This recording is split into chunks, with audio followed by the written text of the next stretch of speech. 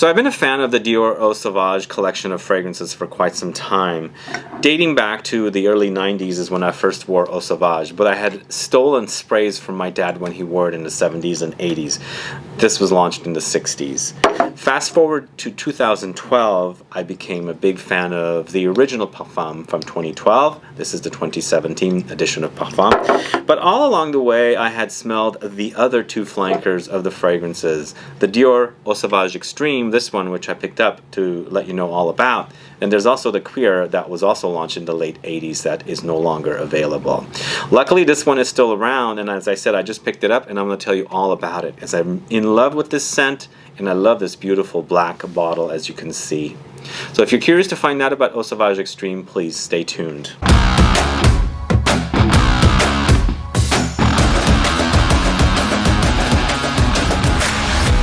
Thanks so much for tuning in. This is Sebastian with Smelling Great Fragrance Reviews. If this is the first time landing on my channel and you love watching fragrance reviews and finding out about new fragrances or fragrances that are not spoken too much about, discovering new brands, participating in giveaways, and still haven't subscribed to my channel, please click the subscribe button below and also click the bell so you'll be notified for future videos and giveaways.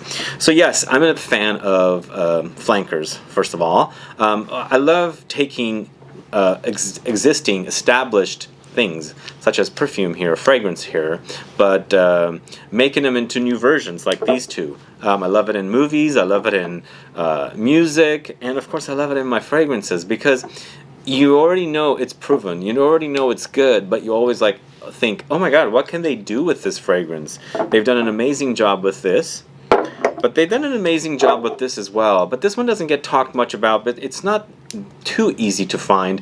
But it's available at duty-frees. I've seen them there quite frequently. And it's also available, you know, readily available in France and Europe because I travel there quite frequently. And those of you that are watching from Europe know about this one because I see them in different perfume shops like Sephora's. Not all Sephora's, but some. I also see them in places like Marionnaud or Nocibe. Also the mom and pop type shops as well, because there's a lot of those in Europe. And I also see them in the department stores in France and England as well, or even Germany and Italy. But this one is a great, great flanker. Originally it was launched in the early 80s. According to Parfumo.net, it says 1982 for the original release, and then in Fragrantica it says 1984, so I'm not sure which is the exact date, but it's the early 80s. Then it was redone by Francois Demachy in 2020 and re-released. So I don't know who the original perfumer is, maybe you guys might know, please put a comment down, but this is the 2010 version, and I'm assuming since 2010's launch it's been reformulated or readjusted minimally because of new laws due to IFRA. Anyway, but I'm glad I have this bottle because I'm in love with this. As you can see, the bottle is beautiful black and silver. It's absolutely a gorgeous looking bottle. And I love the fact that it's clear here, it's black here, and of course you've got a little bit of black here with the Parfum, the 2017 Parfum, and just makes it very, very classy. I love that about it. So what's the difference between this, and maybe even this? First off, I just want to say this is the more intense version. These two are nothing alike. They might share some similar notes, but this is definitely the intense version, or the Parfum version, which is much more intense. Even though this is called Extreme, it's definitely an extreme version of this. But I think it's more related to this than this. But I'm assuming this came inspired by this, not this, most likely, because this is the original scent after all. But what's the difference with this? So for notes, let me tell you the notes and I'll tell you all about it. For notes at the top, you've got bergamot, grapefruit, Sicilian lemon. In the heart, you've got basil, Elemi resin, French lavender, jasmine, and mint. In the base notes, you've got chypre accord, patchouli, vetiver, and Virginia cedarwood. Whereas this one is all about the citruses for me. It's a very citrusy experience. It's an aromatic citrus or citrus aromatic fragrance, but more dominant citrus notes compared to the aromatic notes. And it's basically just reversed here. Whereas the citruses take a back seat and the aromatic herbal notes take a front seat, if that makes sense. So the experience is more aromatic and herbal rather than the citruses. Whereas this one I find to be an awesome signature scent for someone who doesn't want to think about too many fragrances. They want to have one fragrance that smells great. They can wear all year round, which I find this one to be great. But as I was saying, for me, this is more of a summer citrus freshie rather than an all year round. I find this one to be a fall and spring fragrance because the herbal notes in here, the aromatic notes, come off very dry, and I associate them with more fall, but I can see this being pulled off in the spring when it's still like cooler in the air. It's not quite summer yet, and then in the fall it's kind of like starting to cool off, and you know, you're on your way to winter, which I find this one to be more appropriate for fall because of those notes, but I can see it being worn into a spring and a fall. I'm not saying this can't be worn all year round, because it can. I just find it to be more appropriate for a little cooler weather rather than like ultra hot when it's summertime, when you can pull for this. But here, as I was saying, the aromatic notes are more prominent. You've got a lot more dose of lavender here, the French lavender. It's distinguishable, and at that time, I think for me, it goes into a little bit of a aromatic fougere territory. It's definitely not an aromatic fougere. It hints at some of the lavender found in aromatic fougere fragrances, so that's what I associate it with. But every one of those herbal notes, aromatic notes, are front and center here. They are the main players here for me. You've got that basil, lavender of course is big, and then you also have the mint, a little bit of jasmine, not too much, and the Elemi resin is also pretty potent here, which also gives it some more depth.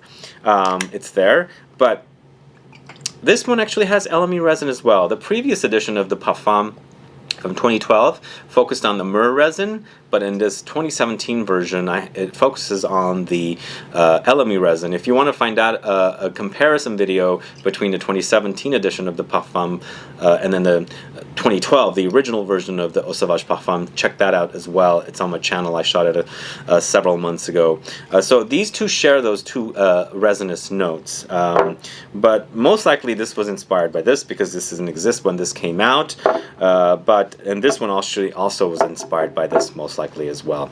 But this is an actual great flanker. I really love it. It's just, I'm bummed that it's not like too readily available. At one point, I believe this was a readily available fragrance here in the States, but I think what Dior does is sometimes they have these flankers, but maybe perhaps they don't sell as well in the States, and they kind of make them more fragrances for the European market or other markets, and probably the cost of shipping the big supply of these fragrances it's not worth it for them to do that, where they're not going to have a lot of sales from it. That's my thinking with this, because sometimes they have to do that. Not all of the fragrances are available at all markets, but then again, it also, you know, makes for a demand, more of a demand for a fragrance for something like that. But there's not a lot of talk about this one, but if you're certainly a fan of this line, you should definitely check it out. I highly recommend it. And just for the bottle too, I love that black bottle. It's really, really classy. Sexy as well. I love that color, the combo of the silver and the black. But love having the flanker in the collection. Just love having different flankers of fragrances. And then if I know the fragrance is good, I want to find out what they've done with it. Not all the time they're successful with flankers. I mean, sometimes they fall flat. But the Dior line I find to be one of my favorite designer line of fragrances, and they've done a good job here. It's quite good because it dries down to a woody base. You still pick up the aromatic notes and the citruses. It still hints at Eau Sauvage, but it's more about woody notes here. Vetiver, of course, is big, and then the cedar wood. It's a great, great scent. I hope you guys get to experience it. If you have friends traveling to Europe or something, get them to get you a bottle because it's not that expensive. It's about $90 converted from the conversion. So 100 ml, $90. It's the typical price for designer fragrances. It's not even over 100, it's 90. So I think it's a great price for a 100 ml classy masculine citrus aromatic fragrance, Eau Sauvage Extreme.